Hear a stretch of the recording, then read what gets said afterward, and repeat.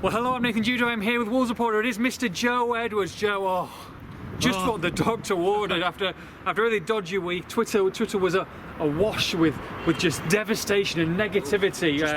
Wolves 3, Everton 0. They have bounced back in style. Exactly what we wanted. Everton, yeah, you can say they were poor because they were pretty much on the beach. But Wolves, that is the sharpest display that they've had since the restart. Much more fluid in attack. And it's not just down to one man, but he had a massive hand in it. The debutant, Daniel Podence. I mean, we've waited such a while to see him play, wondered what he could do, why on earth hasn't he been playing? But Nuno's put him in today, and it's paid off massively. He's such a kind of clever player. You look at him, you think he's going to get his head down and try and beat his man, kind of like Matt Jarvis was back in the day. But he's not that type of player at all. He's kind of always looking up, looking over his shoulder, looking for that pass. Very direct, isn't Very direct, and like Wolves going into that first half drinks break had looked comfortable enough, but the tempo needed upping a bit. And Podence was the man who kind of just instigated the direct passes, had a shot that just tested Pickford before he ends up winning the penalty. Absolutely does Digne, who had an absolute shocker. Stinker. By the way, just takes his heels out, and Jimenez coolly steps up and does the rest. And, you know, while Wolves had a few very good performers on the day, I thought Ruben Neves was excellent again. I thought Leandro Dendoncker did really well in midfield too.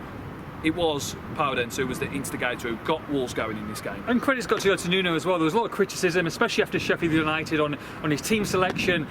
Arsenal, after the Arsenal game as well. Look, he's completely changed it. Is it going to be Traore? Is it going to be Jota? Are they going to play two? No, I'm not. I'm playing Podence, I'm playing Neto. Happy days, completely different, and it's paid off, and you've got to give him some credit for that because that was huge today. Obviously, Podence getting the assist going down on the first, and then Neto's ball straight after half time when you want it, you know, just to stop those nerves, and a fantastic ball across in that free kick. And Dendoncker, he had a bit of work to do, but it was put on a plate for him. Well, those first two goals the timing of them were brilliant. You know, just scoring just before half time and then scoring literally just after, seconds after the restart.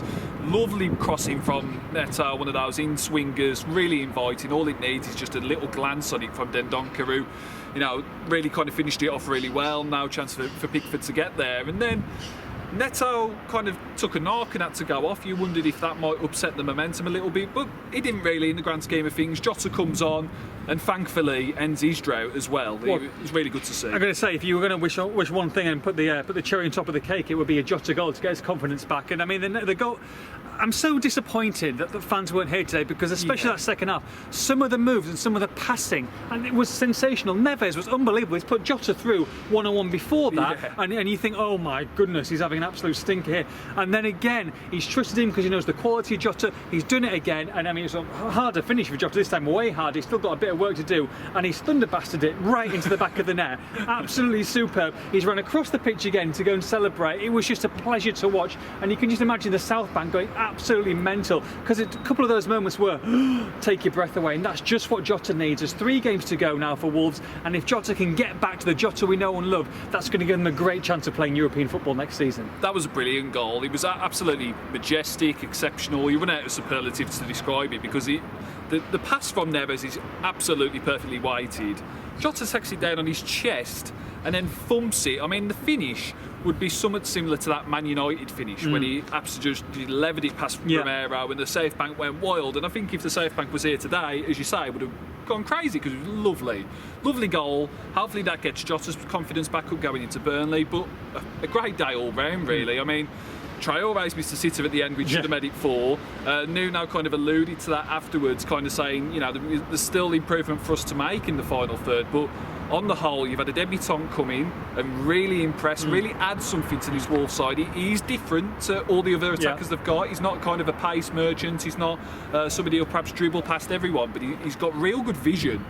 He could be one to bridge that gap really between midfield and attack. So really good signs today. And great for teams now because you don't know what you're going to face because Neto's coming in showing that he can start, Prudence's come that showing that he can start. So it's not just it's probably going to be Traore and Jota, but it could be just Jota and Jimenez. Yeah. It's not. It could be Prudence. It could be Neto. These have all got chances now, and they can it keeps us people like Traore and Jota on their toes. That if you're got a couple of bad games, you're just going to be off it just slightly. Then you're going to be off. You're going to be on the bench, pal, and that's great for competition of places. And it's shown today because they've come in and done the business. Well, Wolves had looked a bit predictable, hadn't they? It was get the ball to Traore, see what he can do, and that is effective, but eventually teams cotton onto it, and now Wolves are suddenly so unpredictable again. I mean, we'll see how Neto is after that knock. I mean, he didn't look all too serious, but he just looks like a bit of a dead leg to me. We'll see how that is in the coming days. But you've got Prudenz who's come in and proved worth his weight in gold with that debut performance. You got a fresh Jota, you got a fresh Traore. You got Jimenez back amongst the goals as well. I know it's from the penalty spot, but he's got himself another goal. So,